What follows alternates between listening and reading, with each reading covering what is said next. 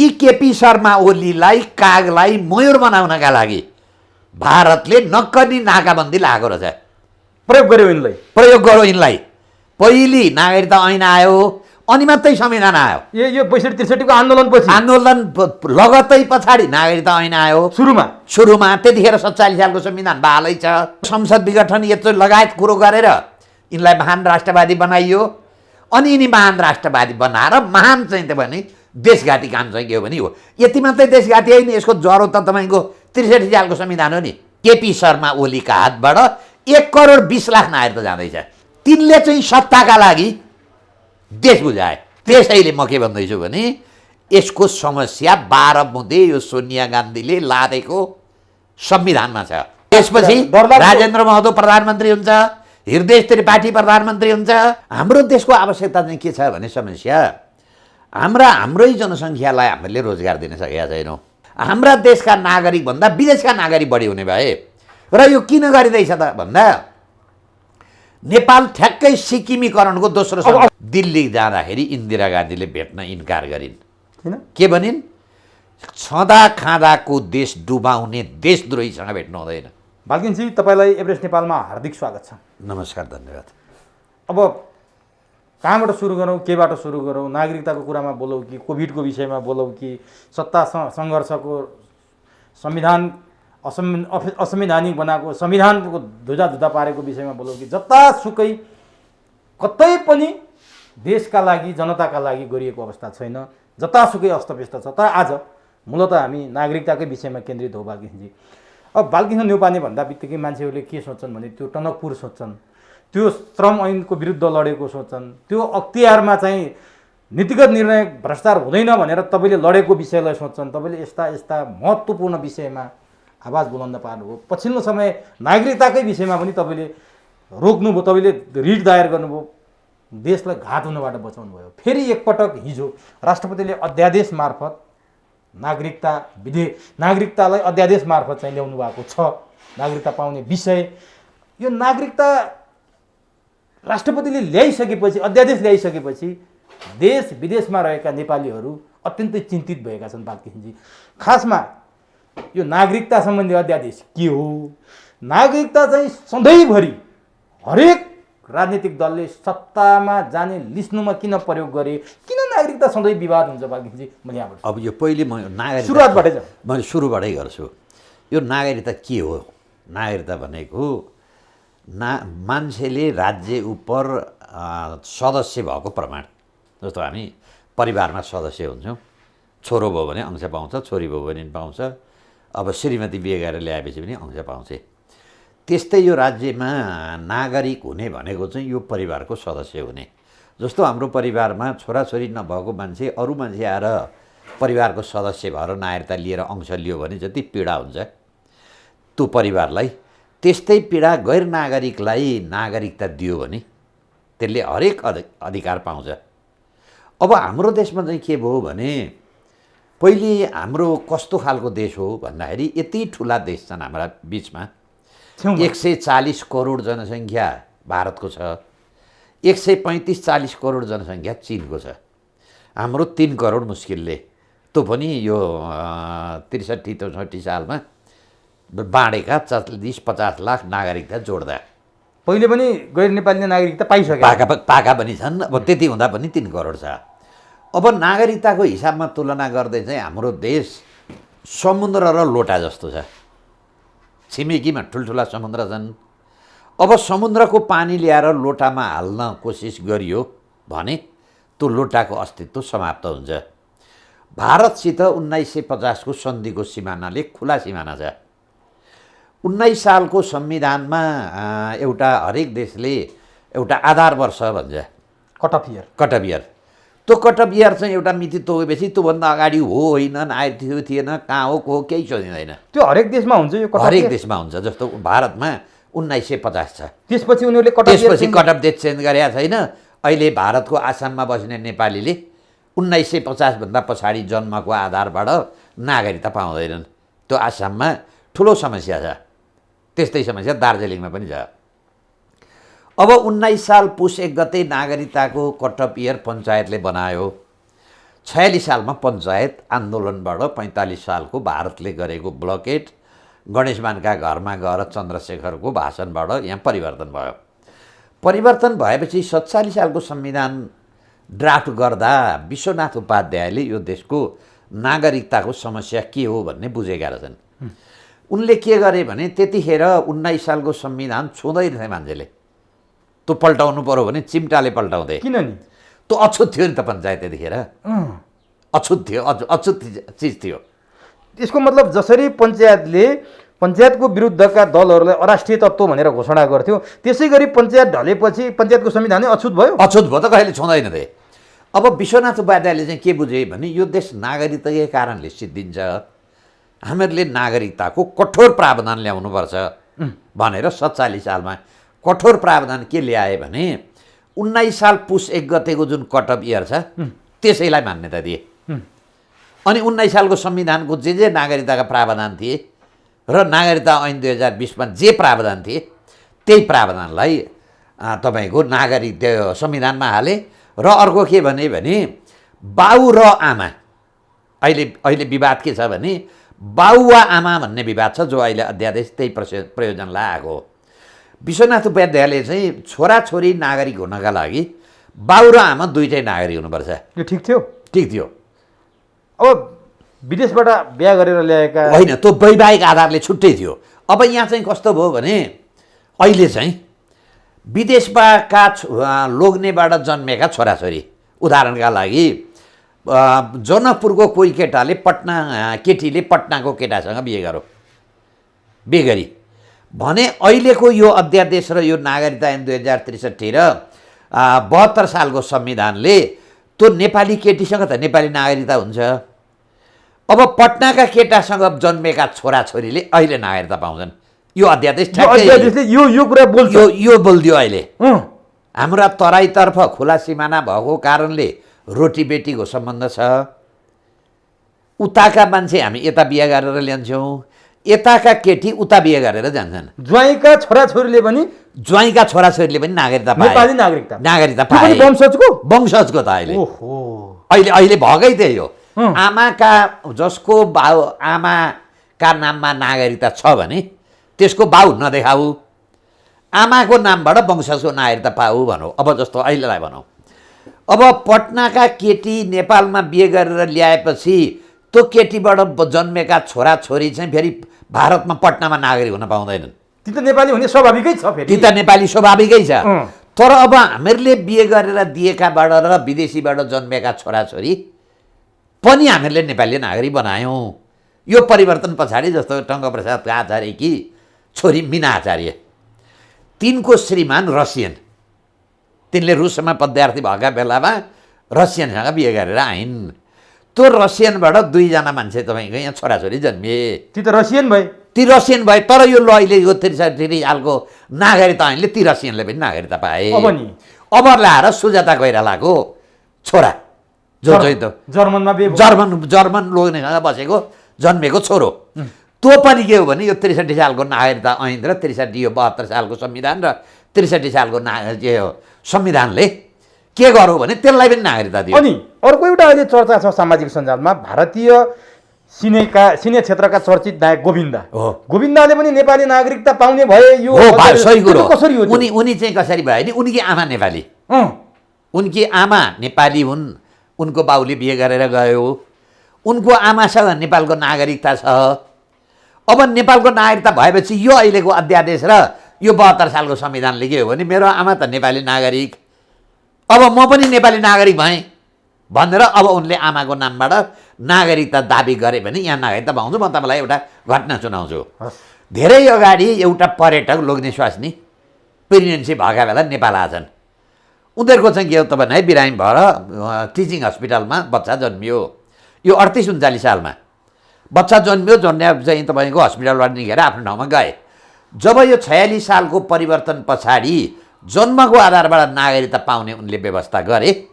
अनि त्यो हस्पिटलको कागज राखेर म त यो के भने नेपालको फलानु टिचिङ हस्पिटलमा जन्मिएको हो, यो संविधान र कानुनमा चाहिँ मलाई नागरिकता चाहियो भनेर उनले दाबी गरे।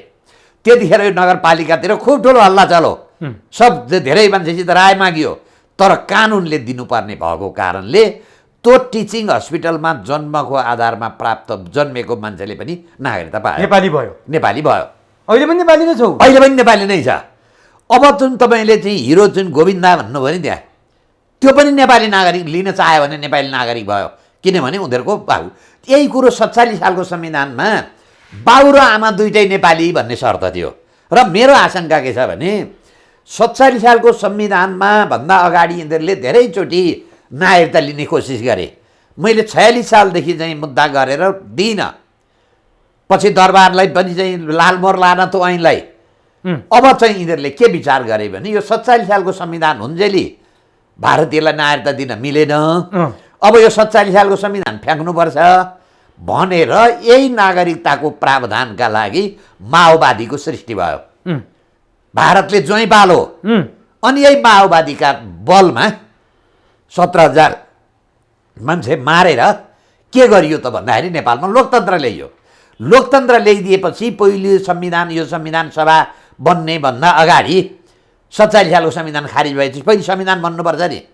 बाउ बेगरको नागरिकता ऐन 2063 जारी गरियो। अन्तरिम संविधानमा, अन्तरिम संविधानभन्दा अगाडि पहिली नागरिकता ऐन आयो, अनि मात्रै संविधान आयो। यो 62-63 को आन्दोलनपछि, आन्दोलन लगत्तै पछाडि नागरिकता ऐन आयो। सुरुमा त्यतिखेर 47 सालको संविधान बहालै छ, 63 सालको संविधान आएको छैन, त्यो मसौदाको क्रममा छ। तर भारतीय र यी भारतीय एजेन्टलाई के भयो भने चाँडो चाँडो नागरिकता बाँड्नु पऱ्यो, भारतीयलाई खुसी बाँड्न लागि। त्यतिखेर 63 सालको नागरिकता ऐन बाउ बेगरको नागरिकता ऐन बनाइयो। त्यतिखेर हामीहरूले सर्वोच्च हातमा मुद्दा गऱ्यौँ। एउटा भारतीय मूलका ताहिर अली अन्सरी भन्ने बेन्चमा त्यतिखेर प्रधान न्यायाधीश दिलीप उपाध्याय थिए। ती देशद्रोहीले ताहिर अली अन्सरी भन्ने चाहिँ यो भारतीय मूलबाट आएका नागरिकलाई न्यायाधीशलाई दिए।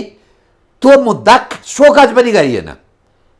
47 सालको संविधानको विपरीत संविधान बहाल रहेका अवस्थामा यो नागरिकता ऐन 2063 यो त संविधान विपरीत भयो भनेर रिट हाल्दाखेरि ती न्यायाधीशले सोकज पनि गरेनन्। यसमा दुई मान्छे दोषी छन्।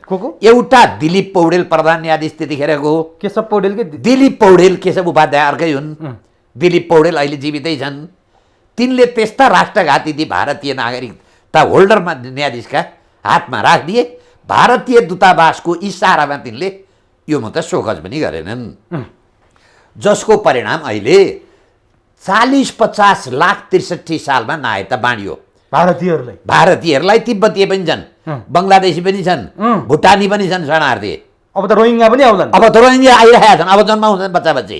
अनि फेरि नेपालमा आन्दोलन हुन्छ। अनि फेरि अहिले चाहिँ के हो भने अहिले त कट अफ इयर के छ भन्दाखेरि 3टा कट अफ इयर परिवर्तन भयो। 19 सालले 19 साल पुस 1 गते बनायो, 47 सालले त्यसैलाई कायम गर्यो। त्यो खारिज गरेपछि 63 सालको संविधानले 46 साल चैत 23 गतेसम्म नेपालमा जन्मेको भन्यो। अहिले 72 सालको संविधानले 72 साल असोज 2 गते भनौँ। अनि कति कट अफ इयर चेन्ज भएको भारत हो। अब कट अफ इयर किन चेन्ज गर्छ भन्दाखेरि यी नेतालाई फिस दिएर मान्छे मारेर प्रचण्डलाई ज्वाइँ पाले जसरी पालेर हतियार र विस्फोटक पदार्थ दिए बापतको फिस हो। यो देश खानका लागि फिस हो। अब नागरिकताको यसरी बढाउँदै बढाउँदै गइसकेपछि नागरिकता भनेको चाहिँ कस्तो रहेछ भने बिना सेना देश लिन सकिन्छ। तपाईँले 51% विदेशी मान्छे बनाइदिनु भयो भने त्यो देश त कब्जा हो, रक्तपातविहीन एकदम क्रान्ति भयो। अब अहिले यो काम चाहिँ 62-63 सालमा पुष्पकमल दाहालको नेतृत्व र खड्ग ऐलीको भरत नेतृत्वमा यो काम गरिँदैछ। अब के छ, यो चाहिँ अहिले खड्ग प्रसाद ओली 12 बुँदे दिल्ली सम्झौताका उपज हुने यो व्यवस्थै उपज हो। अहिले चाहिँ नाकाबन्दीमा यिनले के हो भने अब त्यो नाकाबन्दी लाउनु पर्ने स्टेज थिएन।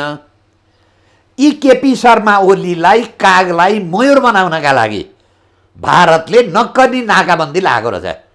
प्रयोग गर्यो यिनलाई। अनि नक्कली नाकाबन्दी भएर नै भारत विरुद्ध बोले। यिनको यो डिजाइन रहेछ भारत विरुद्ध नाकाबन्दी गरिदिने। यिनले नाकाबन्दीको घोर विरोध गर्ने, नाकाबन्दीको घोर विरोध गरेपछि यिनलाई सत्तामा ल्याउने। सत्तामा ल्याएपछि यिनकै हातबाट के हो भने देश सिद्ध्याउने। सुरुवात गरौँ प्रचण्डबाट, त्यसको एजेन्ट भयो शेरबहादुर के अरे गिरिजाप्रसाद कोइराला, त्यसपछि क्रमैसँग माधव नेपाल, शेरबहादुर हुँदै हुँदै यसको काम तमाम गर्ने जिम्मा चाहिँ केपी शर्मा ओली र विद्या भण्डारी, यी दुईटालाई अहिले जिम्मा दिएको रहेछ। र मैले हेर्दा त के देखेँ भने यो देशमा सबभन्दा देशद्रोही मान्छे कोही हो भने, राष्ट्रघाती कोही हो भने, जसका छोराछोरी छैनन्, उसलाई यो देशको के माया? त्यस्ता मान्छे खोज्दो रहेछ उसले। भारतले खोज्ने अहिले भन्नुहोस् न तपाईँको यो चाहिँ केपी शर्मा ओलीका त छोराछोरी छैनन्, उसलाई यो देश रहनु र नरहनुसित उसका छोराछोरीले दुःख पाउने होइनन्, केही हो भने केही मतलब छैनन्। त्यसैले के हो भने यो नाकाबन्दीबाट यिनलाई नेता, महान नेता बनाएर कागलाई मुहिरो बनाउने काम पनि भारतैले गरे रहेछ। नेपालीलाई दुःख दियो, त्यो चाहिँ भारतको विरोध गरेका कारणले भनेर यी महान नेता बनेर आए। अहिले यो संसद विघटन यत्रो लगायत कुरो गरेर यिनलाई महान राष्ट्रवादी बनाइयो। अनि यिनी महान राष्ट्रवादी बनाएर महान चाहिँ त भने देशघाती काम चाहिँ के हो भने हो। यति मात्रै देशघाती होइन, यसको जरो त तपाईँको 63 सालको संविधान हो नि, जरो त 63 सालको नागरिकता ऐन हो नि। यो अध्यादेश मात्रै खारिज गरेर पुग्दैन, यसको जरो त नागरिकता ऐन 2063, त्यो नागरिकता ऐन 2063 को प्रावधान राखेका चाहिँ नेपालको संविधान 2072 को प्रावधान। त्यसैले यसको मुहानमा समस्या छ, मुहानै देशघाती छ। अब अहिले चाहिँ के हो भने कानुनी रूपमा जाँदा संसदमा भारतीयकी छोरी बिहे गर्ने बित्तिकै कतिमा नागरिकता पाउने, त्यहाँ 7 वर्ष पर्खिनुपर्छ भन्ने थियो। एक खालका मान्छेले आजका भोलि भन्दै थिए। अनि बाउ र आमा दुइटै भएपछि मात्रै नेपाली नागरिकता पाइने भन्ने संसदमा विचाराधीनमा थियो। जनप्रतिनिधिले विचाराधीन भएको कुरामा तोटले पास गर्न नसकेको अवस्थामा यो संसद विघटन गरेर अहिले जुन नागरिकता चाहिँ के हो भने दुर्गामी असर पार हो।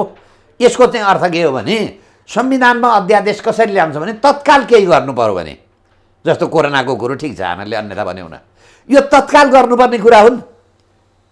1-1.5 वर्षदेखि हाउसमा विचाराधीन छ, तत्काल गर्नुपर्ने होइन। एकछिनलाई मानौँ यो अध्यादेश भोलि पास भएन, भोलि पास भएन भने यी नागरिक लिएका मान्छेको भविष्य के हुन्छ? यो तत्काल गर्नुपर्ने काम हो। र यो भारतले गरे तपाईँले अहिले सामाजिक सञ्जालमा वीरगञ्जतर्फ र यो तपाईँको तराईको सिमाना जोडिएका सहरमा हेर्नुहोस्, भारतबाट मोटरसाइकल गाडी लिएर आएर वीरगञ्जमा मात्रै 2 किलोमिटरको जो चाहिँ तपाईँको लाइन छ नागरिकता लिनका लागि। आज वीरगञ्जमा आजबाट सुरु भइसक्यो। अब उनीहरूलाई के छ भने अदालत जाँदा भोलि रोकिदिन सक्छ, यो नागरिकता चाहिँ लिइहाल्नुपर्छ भनेर उतैका भारतीय नम्बर प्लेटका गाडी, भारतीय नम्बर प्लेटका मोटरसाइकल र भारतीय मान्छे लकडाउनमा समेत त्यसरी, लकडाउनमा अहिले हेर्नुहोस् न सामाजिक सञ्जालमा बिहान मैले एउटा फेसबुकमा लाइभ प्रसारण गरेको, त्यो एकजना महिलाले प्रसारण गर्दै थिइन्। म त आत्तिएँ, कहाँबाट आई मान्छे, एउटा नेपाली होइनन्। अहिलेको पोजिसन के छ भने 63 सालमा कृष्णप्रसाद सिटौलाको यो देशद्रोही मान्छे, यसको नेतृत्वमा गृह मन्त्रालयमा भएका बेला भारतका 4-5 किलोमिटर उताका मान्छेलाई जम्मैलाई नागरिकता दिएछ। 63 सालमा पटनामा एउटा घरमा बोर्ड लागेको थियो अरे, नेपाल के नागरिकता यहाँ मिल्ता है भनेर। अहिले अब हिजो चाहिँ 63 सालमा अब बाउले नागरिकता पायो, अब त्यो बाउको नागरिकता राखेर त्यसका छोराछोरीले नागरिकता पाउँछन्। अहिले पहिले बाउ नागरिकता पाउनुभन्दा अगाडि जन्मेका छोराछोरी र अहिलेलाई भन्नुहोस् न 63 सालमा 45 लाख अथवा 40 लाख नागरिकता पाएका भए अहिले त्यसका 3टा छोराछोरी भयो भने 1 करोड 20 लाख। अहिले अब यो केपी शर्मा ओलीका हातबाट 1 करोड 20 लाख नागरिकता जाँदैछ। अब यो नागरिकता जाँदैछ, यो एकदमै के भन्नु खै जिउ नै श्रृङ्ग हुने खालको र मुटु नै काप्ने खालको कुरा तपाईँले गरिरहनु भएको छ। अब मैले जान्न खोजेँ नि, छिमेकमा भारत पनि छ, छिमेकमा चीन पनि छ, ती देशहरूमा नागरिकताको विषयमा हाम्रो देशमा जस्तो गन्जागोल भएको, भद्रगोल भएको त्यति समाचारहरू पढ्न पाइँदैन। हाम्रो देश नेपालमा सधैँभरि नागरिकताको विषयमा किन चिचलो हुन्छ? यसको कारण चाहिँ के छ भने नागरिकताको नीति संसारले आफ्नो देशको आवश्यकता अनुसार तय गर्छ।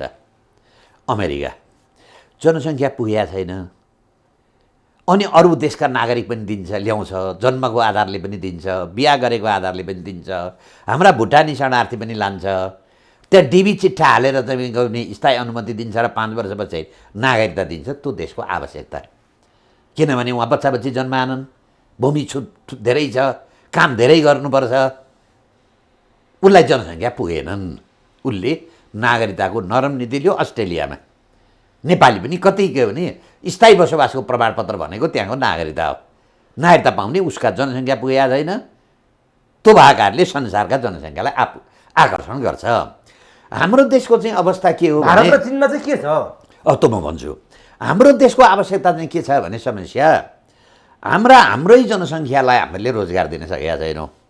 80 लाख हाम्रो जनसङ्ख्या अरबको तातो घाममा खाडीमा भड्केर हिँडेको छ। अमेरिका युरोप संसारमा रोजगार खोज्न हिँडेको छ। अब हामीहरूले यो जुन भारतको 140 करोड जनसङ्ख्यामा 1% जनसङ्ख्या यहाँ हामीहरूले भारतको 1% ल्यायौँ भने हाम्रो डबल हुन्छ, डबलभन्दा बढी हुन्छ। हेर्नुहोस् है, 100 करोड हुँदा 1 करोड आउँदाखेरि त्यो भयो। अब चाहिँ तपाईँको यसरी चाहिँ तपाईँको भारत र नेपालको अथवा अमेरिकाको यिनीहरूले अहिले कथाकथित मानव अधिकार अथवा अधिकार कर्मीको भनाइ के छ भने अमेरिकामा भारतमा यसरी नागरिकता पाइन्छ भने हामीहरूमा किन नदिने? उहाँ जन्मको आधारमा पाइन्छ, उहाँ विवाह गरेको आधारमा पाइन्छ, त्यो त उनीहरूको आवश्यकता हो। हाम्रो देशमा त सानो छ, हामी पनि ठिक छ, अमेरिका अस्ट्रेलिया क्यानाडा जस्ता देश भएका भए हामी जम्मै त्योभन्दा खुला नीति गरेर अपनाइदिन्थ्यौँ। तर हाम्रो समस्या के छ भने हाम्रो भूमि कम छ र जस्तो हिसाबले भन्नुहोस् न 1950 को सन्धिको सुविधाले भारतीयहरू यहाँ बस्न पाउँछन्। त्यही कारणले मोहन शमशेरलाई 1950 को सन्धि गराएको रहेछ। यी कथाकथित नेपालका कम्युनिस्ट 1950 को सन्धि खारेज गर भनेर 40 मुदे मागमा पनि राखे। जनताले 1950 को सन्धि खारेज गर्नुपर्छ भनेर पत्याएर कम्युनिस्टलाई भोट पनि हाले। तर एक थोपो बोलेनन्। अब जसको परिणाम के भयो भने भारतीय वैश्यले यहाँ आएर बसोबास गरे, जम्मै परिवार नियोजन गरेर आएनन्, छोराछोरी जन्मिए। अब नेपालमा राजनीतिकको चाहिँ परिवर्तन र आन्दोलनको नामबाट कटपियर परिवर्तन गर्दै गर्दै लाँदाखेरि त हाम्रा देशका नागरिकभन्दा विदेशका नागरिक बढी हुने भए। र यो किन गरिँदैछ त भन्दा नेपाल ठ्याक्कै सिक्किमीकरणको दोस्रो संस्करण। यहाँ आउनुभन्दा अगाडि जस्तो सामाजिक सञ्जालमा हिजो नागरिकता सम्बन्धी अध्यादेश आइसकेपछि धेरै मान्छेहरूको चिन्ता के देखियो भने अब नेपाल फिजीकरणको बाटोमा, अब नेपाल सिक्किमीकरणको बाटोमा भनेर धेरैले चिन्ता गरिरहेछन्। त्यो के हो वास्तव? यो फिजी भनेको चाहिँ के हो भने जस्तो फिजीको महेन्द्र चौधरी भारतबाट उखु खेती गर्न ठुलो भारतीयहरू गए, त्यहाँ धेरै उखु खेती हुँदो रहेछ। अनि त्यहाँको सरकार यहाँको जस्तै रहेछ।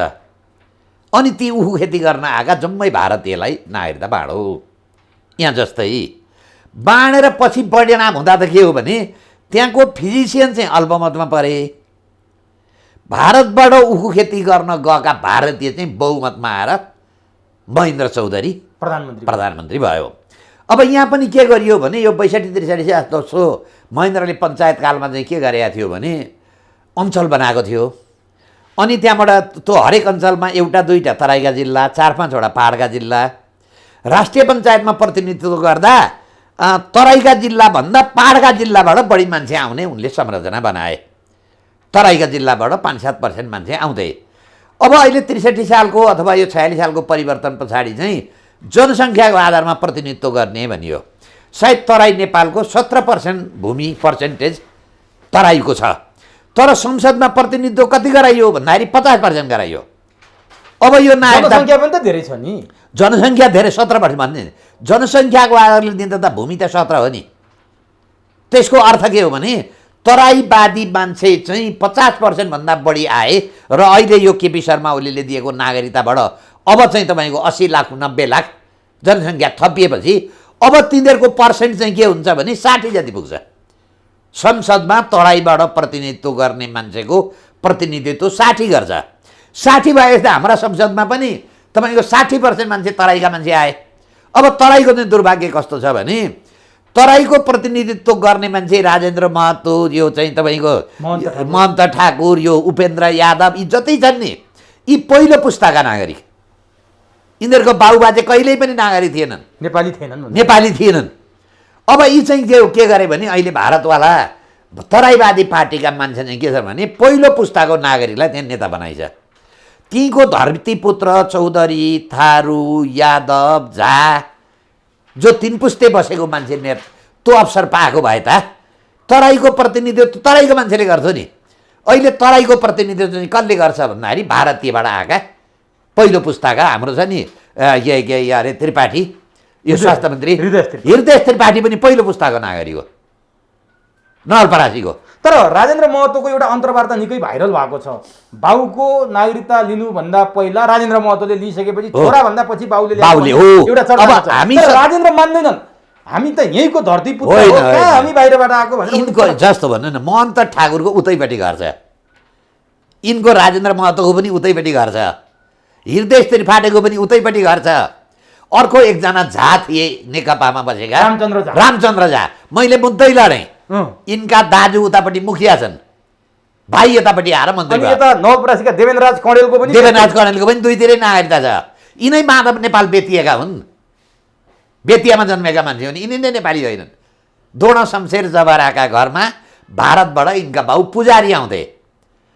त्यो पुजारी आउँदा आउँदै बाउले नागरिकता लिए, त्यो नागरिकता आधारबाट बेतियाबाट यिनीहरू नेपाल आए।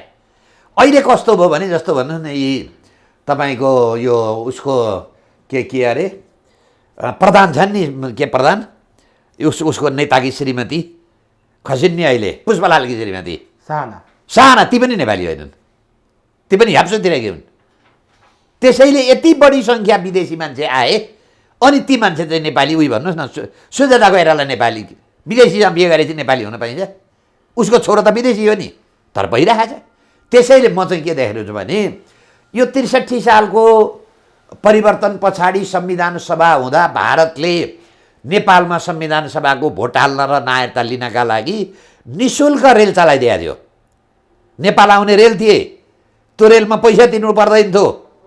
अब आएर सिक्किमीकरण भने यही हो। सिक्किमीकरण भनेको भोलि एकछिन, सिक्किमीकरण भने चाहिँ के हो भने त्यहाँ पनि राजा थिए, राजा बिदा गरे, संविधान सभा आयो, देश चलाउन सकेन। अनि त्यहाँ एउटा निर्णय, त्यसै बिचमा यति बढी सङ्ख्यामा नागरिकता बाँडिसकिएको रहेछ। अनि के निर्णय भयो भने अब जनमत गरौँ।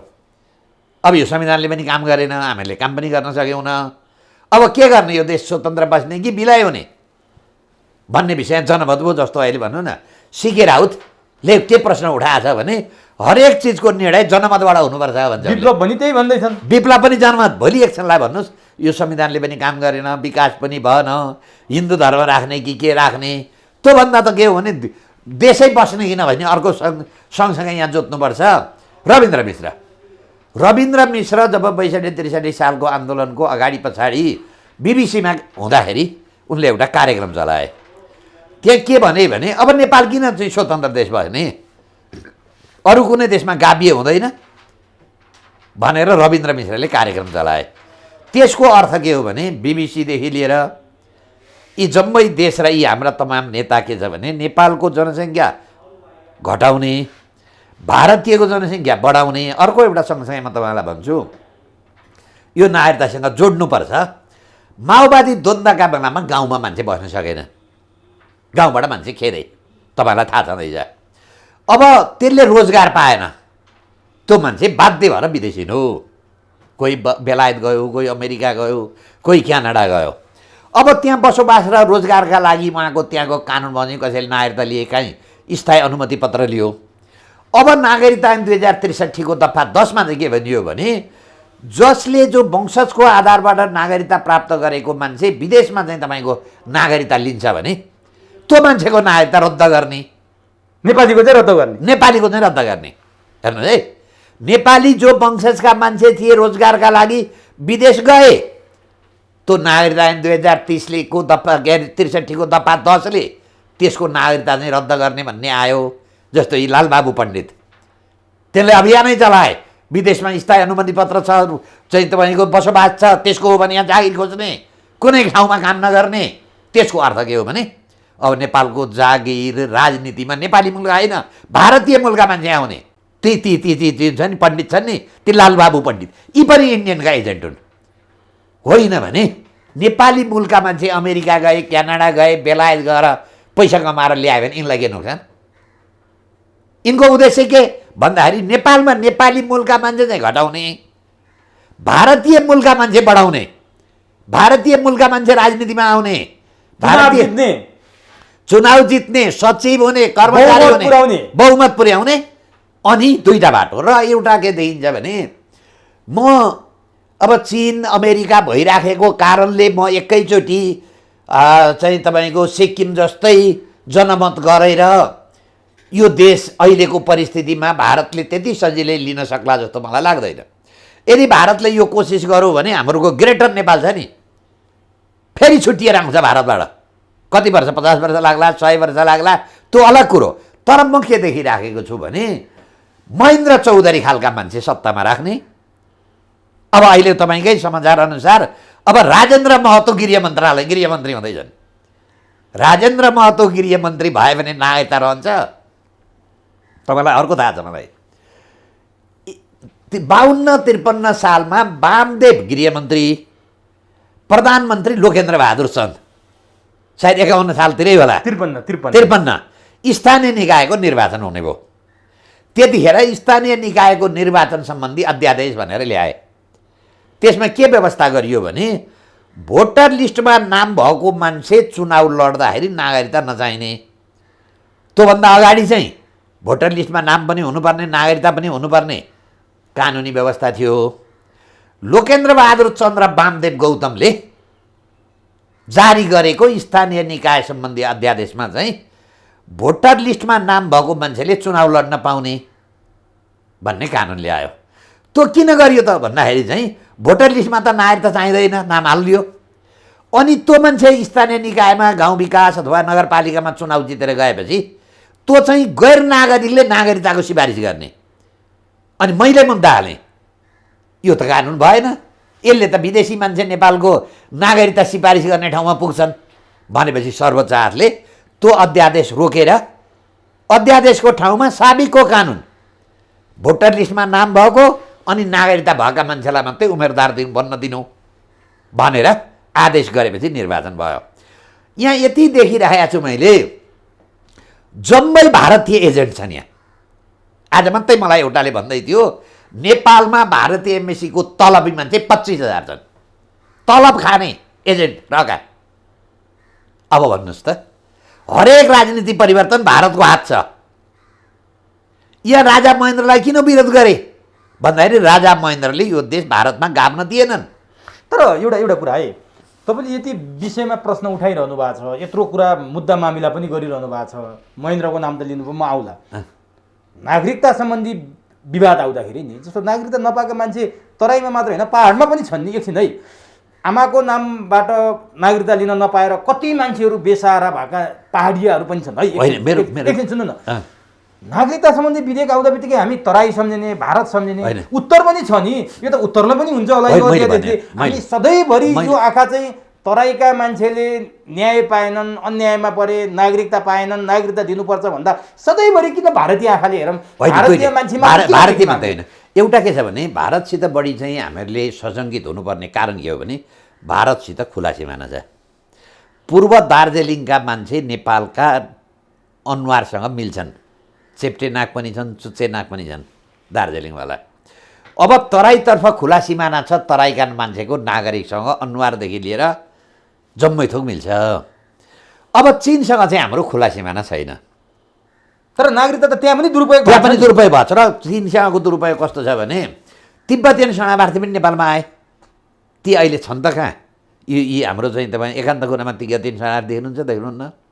दमौलीमा क्याम्प छ 93 ती डाइल्युट भइसके, जन्मको आधारले ती जम्मै नेपाली नागरिक भइसके। भुटानी शरणार्थी बाँकी छन्, छैनन्, ती पनि बिहेबारी गरेर नेपाली नागरिक भइसके। मेरो भनाइ के हो भने यो अस्ट्रेलिया, क्यानाडा, अमेरिकाको जस्तो धेरै भूमि ठुलो भएको देश भएको भए हामी त्यसलाई डाइल्युट गर्न सक्छौँ। अमेरिकाले डाइल्युट गरेकै छ, भारतले पनि डाइल्युट गरेको छ। संसारका चाहिँ के हिन्दूलाई नागरिकता दिन्छु भनौँ, उसको भूमि ठुलो छ नि।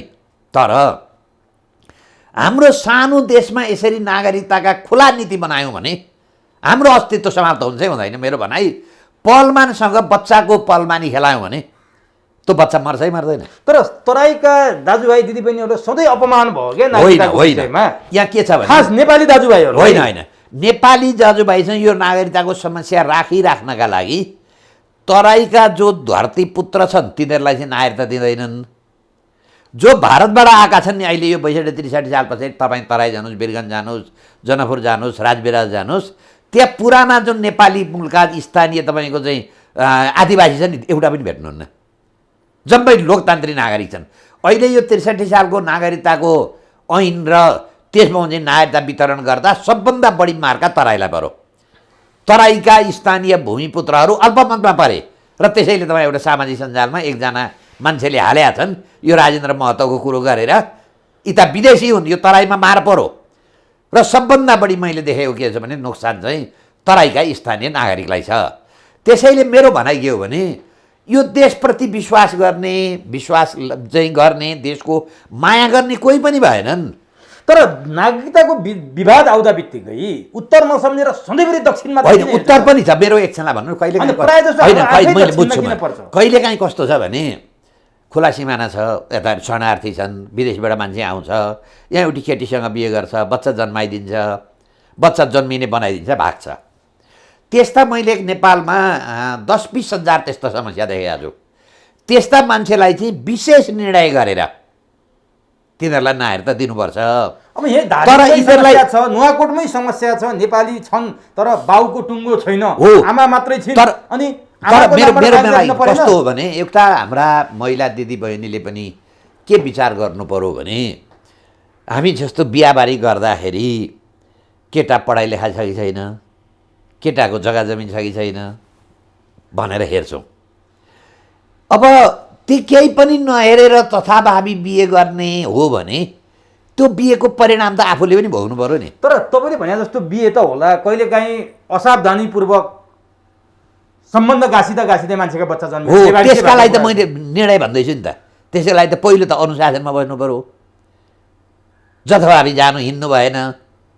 र त्यस्ता कुनै छन् भने मैले भने नि 20-30 हजार यस्ता समस्या छन्। तर आमाको नामबाट नागरिकता दिनेमा तपाईँले भन्नुभयो नि अघि गोविन्दले नै पाउने सम्भावना भयो या भयो नि। हो, अब त्यसलाई चाहिँ म बाटो ढोका खोल्ने होइन, विशेष निर्णय गरेर त्यसका समस्याका समाधान गर्ने सकिन्छ। त्यो सकिन्छ, विशेष निर्णय गरेर दिन सकिन्छ।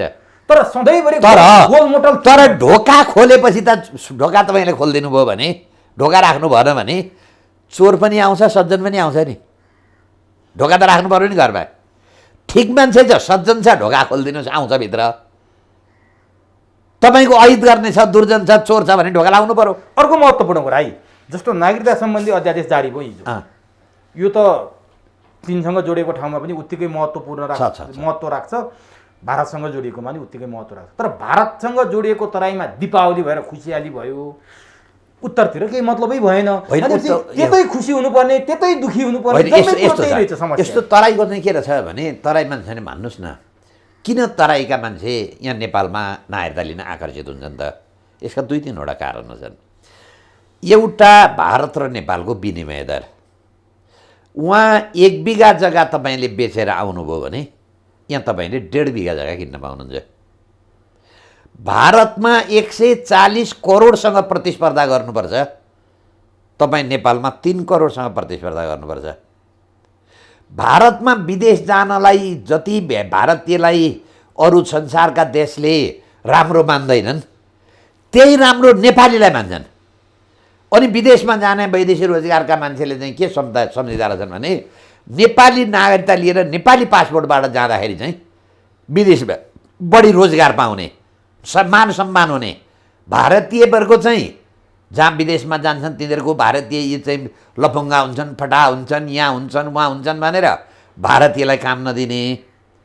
त्यही काम चाहिँ नेपालको नागरिकताबाट नेपाली पासपोर्ट लिएर नेपाली भनेर गयो भने त्यसले चाहिँ नेपाली त एकदम राम्रा मान्छे है, नेपालीले राम्रो काम गर्छन् भनेर उसले काम पाउने। त्यही भएको कारणले भारतको सिमानाका धेरै अधिकांश मान्छे एउटा नेपालमा, अनि फेरि तपाईँको सुरक्षा भारतको भन्दा नेपालको राम्रो छ।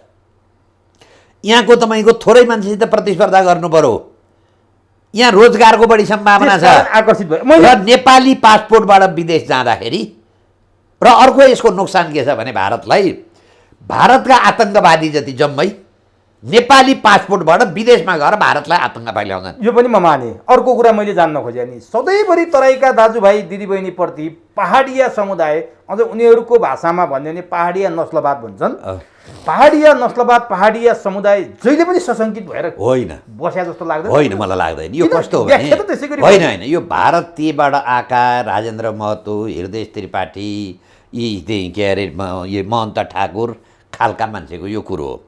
तराईको चाहिँ यो तराईमा विकास गराएको जम्मैले भन्नुहोस् न, पहाडिया आएपछि तराईमा जति स्कुल खुलेका छन् जम्मै पहाडियाले खोलेका छन्।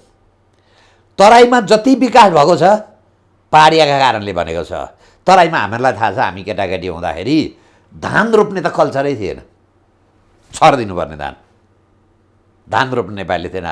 तराईमा तरकारी रोप्ने कल्चरै थिएन, तराई खान र तरकारी रोप्न सिकायो। जसलाई तराईको जुन अवस्था छ नि, त्यो तराईमा यति सभ्य बनाएर, यति एजुकेटेड बनाएर, यति बढी विकास गर्ने भूमिका पहाडियाको छ। तर राजा महेन्द्रले दार्जिलिङ देहरादुनबाट मान्छे ल्याएर तराईमा थुपारे, भारतीयहरूलाई राजा महेन्द्रले ल्याएर बसाले। दार्जिलिङ देहरादुन सिक्किमबाट आएका मान्छेहरूमा तपाईँहरूको आपत्ति नहुने, जति तराईको कोर मध्य तराईमा मान्छे ल्याएर मान्छे आयो भनेर तपाईँहरू सशङ्कित हुनुहुन्छ। दार्जिलिङ देहरादुनको मान्छे किन देख्नुहुन्न भनेर उनीहरूको प्रश्न। यस्तो छ, मेरो भनाइ के छ भने, हिजो तराईमा औलो थियो, हाम्रो जनसङ्ख्या थिएन, खेती गर्नु परेको थियो, जङ्गल फाँड्नु परेको थियो। जसरी अहिले अमेरिकाले, क्यानाडाले, अस्ट्रेलियाले नागरिकलाई सजिलोसँग ल्याएर आफ्नो देशमा आमन्त्रण गर्यो नि, हिजो तराईमा औलो भएको कारणले पहाडी आएर बस्दैनथे, खेती थिएन, जङ्गल थियो। त्यतिखेर हामीलाई जनसङ्ख्या आवश्यक थियो। त्यतिखेर अलिक जनसङ्ख्या के अरे चाहिँ नागरिकताको नरम नीति लिएर तराईका मान्छे पनि आए बसे। तर यो सदाका लागि हिजो आवश्यकता भयो भनेर ल्याएका कुरा अब सदाका लागि हामीले जिम्मा लिन सक्छौँ त? तर उनीहरूको आरोप छ है, यो होइन, हिजोको आवश्यकता हो। जस्तो भन्नुहोस् न, तराईतिर पाहाडबाट चाहिँ तराई जाँदाखेरि 1 माना चामल लिएर हिँड्यो भने खान र क्रिया गर्न पनि पुग्छ भन्थे, औलो लागेर मान्छे मरिहाल्थ्यो। त्यस्तो अवस्थामा तराई त तपाईँको खाद्यान्न थिएन, मान्छे नभए चाहिँ खाद्यान्न हुँदैन, खेती बढाउनु पऱ्यो, जङ्गल फाँड्नु पऱ्यो। त्यो प्रयोजनको लागि केही मान्छेहरू ल्याएकै हो राजा महेन्द्रले। केही तपाईँको न्यायाधीश पनि ल्याए, केही कलाकार ल्याए, केही साहित्यकार ल्याए, केही गीतकार ल्याए, राम्रा उनीहरूले प्रतिष्ठित बनेरै गए। अनि प्रतिष्ठित भएपछि ल्याउने आवश्यकता अनुसार भने नि त मैले, अमेरिकाले डिबी चिट्ठा आवश्यकता अनुसार जारी गर्छ।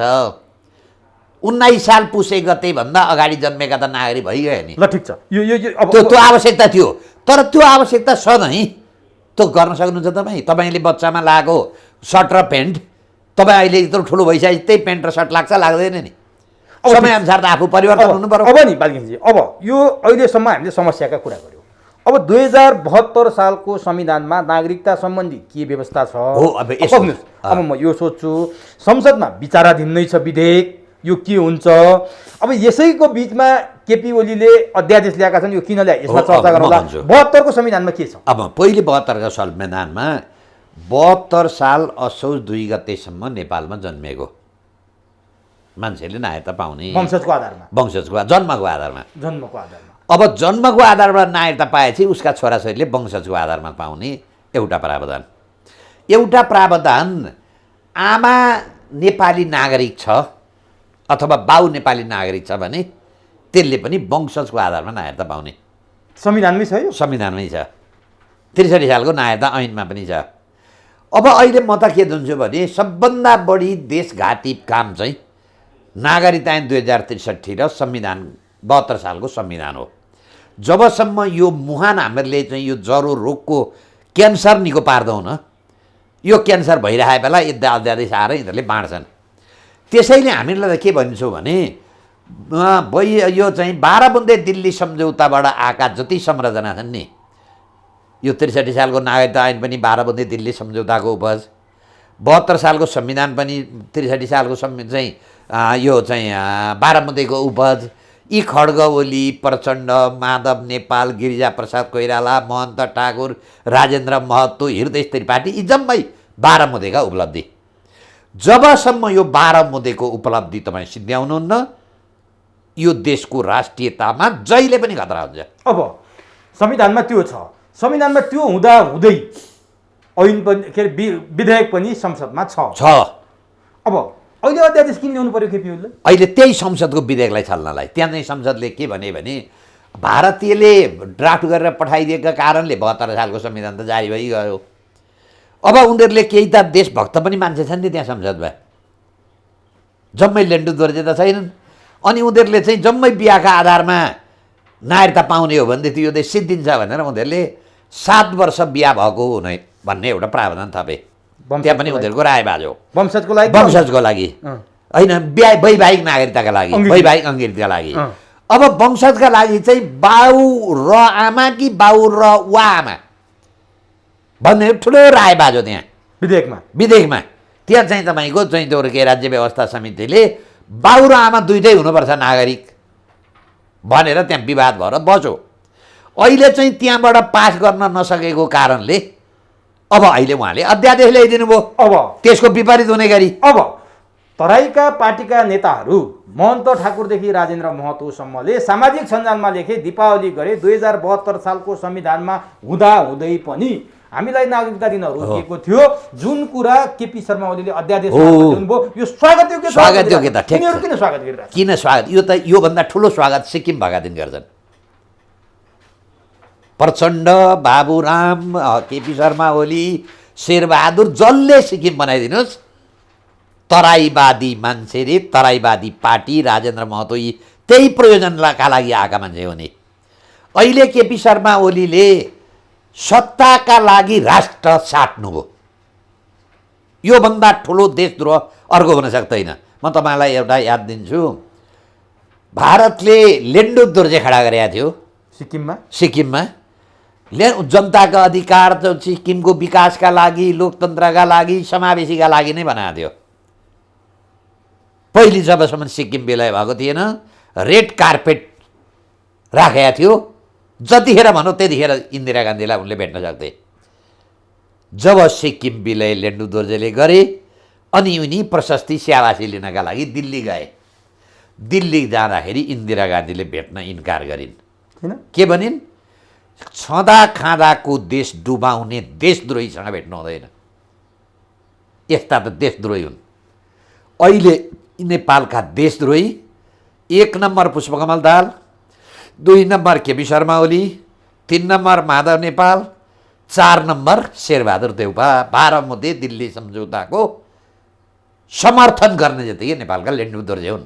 जसरी लेन्डु दोर्जे एउटा तपाईँको यति दुःख पाएर ओडारमा मर्यो नि, त्यस्तै लेन्डु दोर्जेको हालत हुन्छ नेपालका। यी लेन्डु दोर्जे र एकचोटि भन्नु न, राजा ज्ञानेन्द्रले नेपालमा किन राजालाई मान्छेले सम्झिन्छन् भन्दा 45 सालमा 46 सालको आन्दोलनको दबाबमा नेपाललाई भुटान बनाउने प्रस्ताव राजा वीरेन्द्रलाई दिए। राजा वीरेन्द्रले मानेनन्, बहुदल दिए। राजा वीरेन्द्र राजा हुँदा यही नागरिकता, अहिले जुन अध्यादेश ल्याएको नागरिकता प्रावधान छ नि, यही प्रावधान राखेर गिरिजाप्रसाद कोइरालाले संसदबाट आर्थिक विधेयक भनेर दरबार पठायो। दरबारले सर्वोच्चमा राय माग्यो। सर्वोच्चमा राय माग्दाखेरि यो नागरिकता विधेयकमा सही लाउनु हुँदैन, यो संविधान विपरीत छ, यसले देश र देशवासीको लागि अहित हुन्छ भनेर लालमोहर लानन्।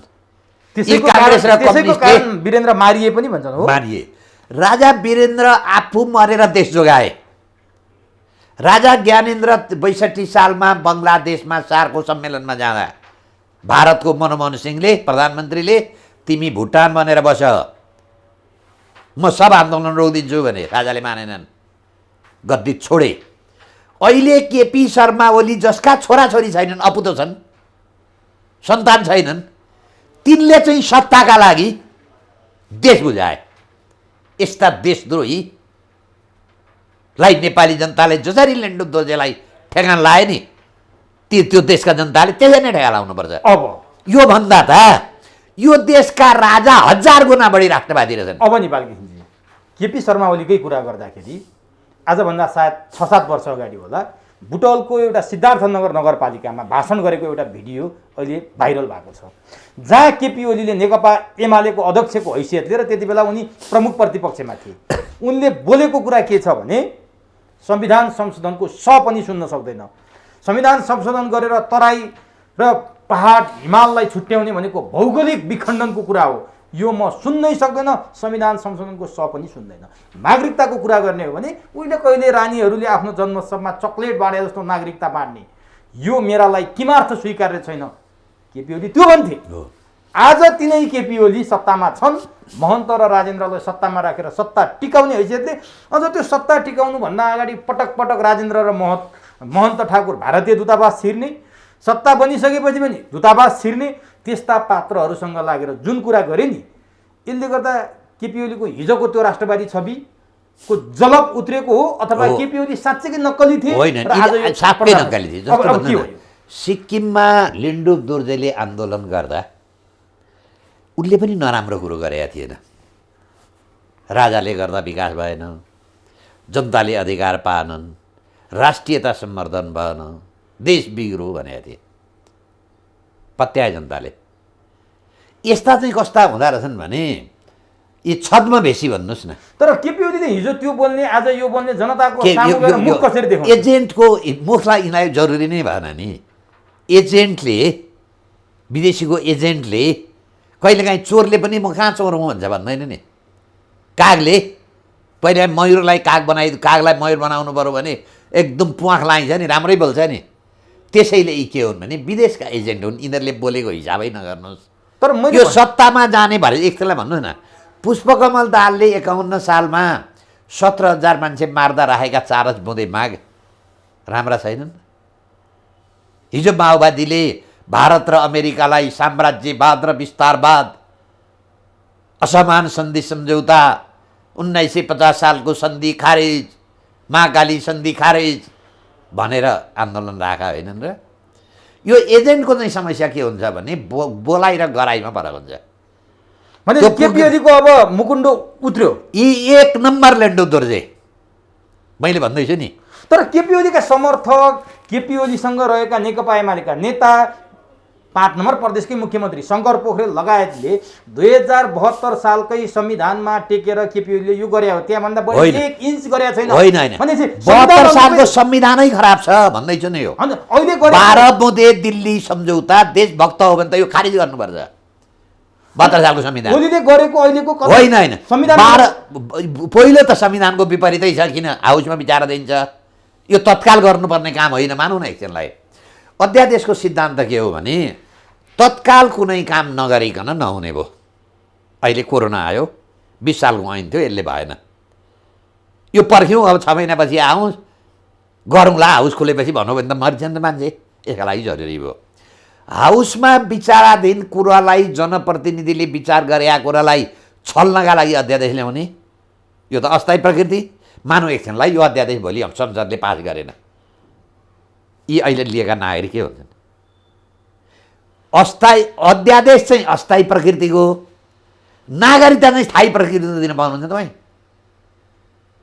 हेर्नुहोस् है तपाईँ, अब यो अध्यादेश चाहिँ अस्थायी, संसद सुरु भएका मितिले 60 दिनभित्र पास भएन भने त्यसको कानुनी हैसियत सकियो।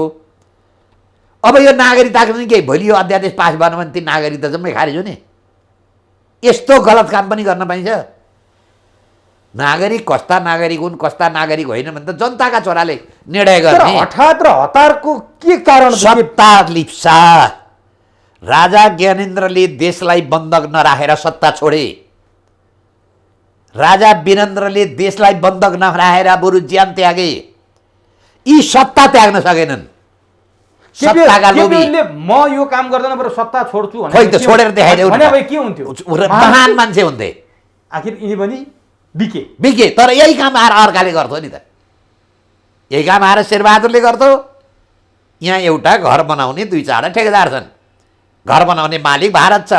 हरेक ठेकेदारलाई भन्छ कतिमा बनाउने, तपाईँ कतिमा बनाउने, तपाईँ कतिमा बनाउने, बराबर घटाघट गराउँछ। यो अहिले नगरे अब शेरबहादुरले योभन्दा बढी दिन्थ्यो। त्यसैले म के भन्दैछु भने यसको समस्या 12 बुँदे यो सोनिया गान्धीले लादेको संविधानमा छ। त्यसो भए 12 बुँदेले खडा गरेका लेन्डु दर्जेमा छ। अब जतिखेरसम्म यो 72 सालको संविधान र यो बाह्रमुदे दिल्ली सम्झौता र बाह्रमुदेले दिल्ली सम्झौताले खडा गरेका यी मान्छेलाई तपाईँ बिदा गर्नुहुन्न, यो देश जहिले पनि खतरामा छ। अब मलाई भनिदिनुहोस्, केपी शर्मा ओलीले गैर संवैधानिक काम गरे, असंवैधानिक काम गरे, प्रधानमन्त्री भन्दा सत्ता समीकरण भन्दा गैर संवैधानिक काम भयो भनेर नेपाली काङ्ग्रेसका शेरबहादुर, नेकपा माओवादी केन्द्रका प्रचण्ड, माधव नेपाल, उपेन्द्र यादवहरू यति बेला अदालत पुगिसक्यो। प्रधानमन्त्री पदका लागि उनीहरू यति हतार छ। यो विषयमा एउटा विज्ञप्ति पनि किन जारी गर्दैनन्? मालिकले सत्तामा दिँदैन नि त। भनेपछि यिनीहरूको सबैको समर्थन जम्मै बाह्रमुदेका उत्पादन हुन्। यही काम शेरले गर्थ्यो, यही काम प्रचण्डले गर्थ्यो, यही काम रामबहादुर थापा बादलले गर्थ्यो, भने यिनीहरूको यही काम कमल थापाले गर्थ्यो। यिनीहरू सबैको समर्थन छ। जम्मै बाह्रमुदेलाई समर्थन गर्ने जति देशद्रोही भने जम्मैले गर्थ्यो यही काम। अब एकछिनलाई भन्नुहोस् न, हिजो शेरबहादुर देउपा सत्तामा हुँदा माओवादीका द्वन्द्वका बेलामा पुष्पकमल दाहाललाई 50 लाखको टाउकाको मोल तोकेर के भाषण गरे? जुन झोलामा पुष्पकमल दाहालको टाउको बोकेर आउनुहुन्छ त्यही झोलामा 50 लाख लिएर जानुहोस्। अहिले हेर्नुहोस् त, त्यही प्रचण्ड त्यही शेरेलाई प्रधानमन्त्री बनाउन हिँड्छ। नैतिकता छ यी। जसले चाहिँ तपाईँको कपडा फ्याँकिसक्यो त्यसलाई लाज त लाग्ने नै भएन नि। त्यसैले मेरो चाहिँ के हो भने यो व्यवस्था बाह्रमुदेको व्यवस्थाका यसलाई जरैबाट चाहिँ भने नेपालीले पाल्दैनन्। यो देश सुरक्षा छैन, अब सायद यो देश रहँदैन। यो देश अब 2-4 महिना मात्रै होला। आउँदो संसद हेर्नुहोस्, यी पहिलो पुस्ताका नागरिक 60% हुन्छन्। अब अनि देश सिद्धियो महेन्द्र चौधरी, तपाईँले खतरनाक त्यसपछि राजेन्द्र महतो प्रधानमन्त्री हुन्छ, हृदय त्रिपाठी प्रधानमन्त्री हुन्छ, त्यसपछि प्रधानमन्त्रीको हुन्छ भने राजेन्द्र के अरे तपाईँको ऊ चाहिँ महन्त ठाकुर प्रधानमन्त्री हुन्छन्। तपाईँले अत्यन्तै डरलाग्दो कुरा, डरलाग्दो छ त।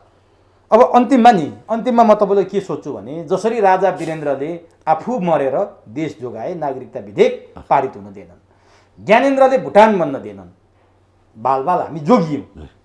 अब अहिलेको यो दुर्घटना छ नि, यसमा पनि जोगाउने त कोही तत्पर भएर आउला। अब तपाईँलाई को आएर यो विधेयक यो अध्यादेश रोक्न सक्छ अथवा अब यो कस्तो हो भने यस्तो 18 पोजिसनमा गयो। यता कोरोना आएको छ, सडकमा ज्यान जान्छ। यो कस्तो भयो भने एउटा यता हेरो अजिङ्गरको गोही छ, यता हेरो कालीदह छ, कता जाने? अब के गर्ने? चुप्प लागेर बसौँ, जान्छ देश जान्छ।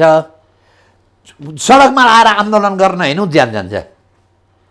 त्यसैले यो त खैर यो ज्यान जाने कुरो 1-2 हप्ता पछाडि यो कम होला।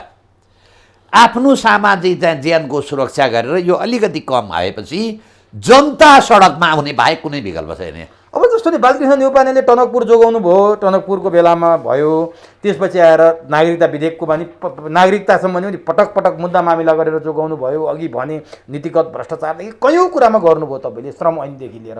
यो विषयमा के गर्दै अहिले म लेख्दैछु, आज र भोलिमा हामी 2-3 जनाका साथीले दर्ता गर्छौँ मुद्दा। तर समस्या के छ भने अदालत यही व्यवस्थाले खडा गरेको अदालत। समस्या संविधानमा छ। जब संविधानमा समस्या भइसक्यो, अहिले 47 सालको संविधान त छैन, तत्कालमा त रोक्नु पर्यो नि। होइन, रोकौँ जानु। तर अब के हो भने त्यहाँ पनि राजनीतिका तपाईँको चाहिँ पार्टीका क्याडर आएर बसेका छन्, झोले आएर बसेका छन्।